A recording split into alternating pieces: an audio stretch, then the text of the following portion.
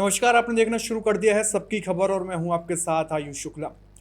मध्य प्रदेश के सिंगरौली जिले का स्वास्थ्य विभाग एक बार फिर गंभीर आरोपों और कथित वित्तीय अनियमितताओं के कारण सुर्खियों में है। कलेक्टर कार्यालय तक पहुंची शिकायतों, आरटीआई से प्राप्त दस्तावेजों और विभागीय पत्राचार से ऐसे कई मामले सामने आए हैं जिन्होंने स्वास्थ्य विभाग की कार्य प्रणाली पर गंभीर सवाल खड़े कर दिए हैं। मामला केवल दवा खरीदी तक सीमित नहीं है, बल्कि इसमें करोड़ों रुपए के भुगतान, स्टोर प्रबंधन, जेम पोर्टल के माध्यम से की गई खरीद, स्वास्थ्य योजनाओं के बजट उपयोग और विभागीय जवाबदेही तक के मुद्दे शामिल हैं।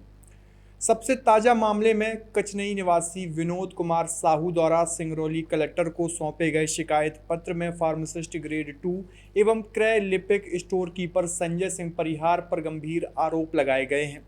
शिकायत में कहा गया है कि वर्ष 2012 से 2017 के बीच एंटी स्नैक वेनम इंजेक्शन सहित कई महत्वपूर्ण दवाओं और लैब सामग्रियों की खरीद ऐसे बिलों के आधार पर की गई जिन पर बैच नंबर और एक्सपायरी तिथि दर्ज नहीं थी। शिकायतकर्ता का आरोप है कि इन दस्तावेजों का सत्यापन कर भुगतान कराया गया, जिससे सरकारी धन के दुरुपयोग और खरीद प्रक्रिया में गंभीर अनियमितताओं की आशंका पैदा होती है। शिकायत में यह भी सवाल उठाया गया कि जिन दवाओं की पहचान और गुणवत्ता का पूरा रिकॉर्ड उपलब्ध नहीं था, उनका उपयोग मरीजों के उपचार में किस प्रकार किया गया। मामले की गंभीरता को देखते हुए कलेक्टर कार्यालय ने मुख्य चिकित्सा एवं स्वास्थ्य अधिकारी को जांच कर 15 दिन के भीतर विस्तृत प्रतिवेदन प्रस्तुत करने के निर्देश अब जारी कर दिए हैं। शिकायतों में यह भी आरोप लगाया गया है कि संजय सिंह परिहार वर्ष 1995 से लगातार सिंगरौली जिले में स्टोर कीपर और क्रय लिपिक जैसे संवेदनशील प्रभारी बने हुए हैं। शिकायतकर्ताओं का कहना है कि संचालनालय स्वास्थ्य सेवा भोपाल द्वारा समय समय पर जारी स्थानांतरण और प्रभार परिवर्तन संबंधी निर्देशों के बावजूद उन्हें जिम्मेदारियों से नहीं हटाया गया। आरोप यह भी है कि वर्तमान में भी करोड़ों रुपए के उपकरणों की खरीद और जेम पोर्टल से संबंधित प्रक्रियाओं पर उनका प्रभाव बना हुआ है। इसी बीच पिछड़ा शोषित समाज स्वयंसेवक संघ द्वारा प्रस्तुत शिकायतों और दस्तावेजों ने स्वास्थ्य विभाग की मुश्किलें और बढ़ा दी हैं। संगठन के पदाधिकारियों द्वारा लगाए गए आरोपों के अनुसार विकास खंड बैरन में मीजल्स रूबेला अभियान के संचालन के लिए प्राप्त राशि के उपयोग में गंभीर वित्तीय अनियमितताएं हुई। शिकायत में दावा किया गया कि अभियान के लिए जारी लगभग 6,94,000 रुपए की राशि के वितरण में नियमों का पालन नहीं किया गया और लाभार्थियों तक राशि पहुंचने के बजाय उसके उपयोग को लेकर गंभीर प्रश्न खड़े हुए। शिकायतकर्ताओं ने तत्कालीन बीएमओ डॉक्टर पंकज सिंह और लेखा प्रबंधक रेणु शुक्ला की भूमिका की जांच की मांग करते हुए आरोप लगाया कि पूर्व में जारी जांच आदेशों और शिकायतों के बावजूद मामले में अपेक्षित कार्रवाई नहीं हुई। दस्तावेजों में वर्ष 2020 और 21 के दौरान सूचना के अधिकार के तहत प्राप्त जानकारियों का उल्लेख भी किया गया है, जिनके आधार पर शिकायतकर्ताओं ने वित्तीय लेन देन की निष्पक्ष जांच की मांग उठाई है। मामले का एक और महत्वपूर्ण पहलू पूर्व स्टोर प्रभारी राजेश बहादुर पडवार द्वारा स्वास्थ्य संचालनालय भोपाल को भेजी गई शिकायतों से सामने आया। इन शिकायतों में जिला अस्पताल में उपयोग होने वाली सामग्री और उपकरणों की खरीद प्रक्रिया पर भी गंभीर सवाल उठाए गए।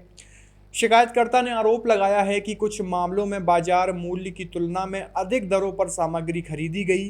कुछ आपूर्तिकर्ताओं की पात्रता और लाइसेंस संबंधी स्थिति पर भी प्रश्न है तथा स्टॉक पंजी और भुगतान प्रक्रिया में भी अनियमितताएं हुई।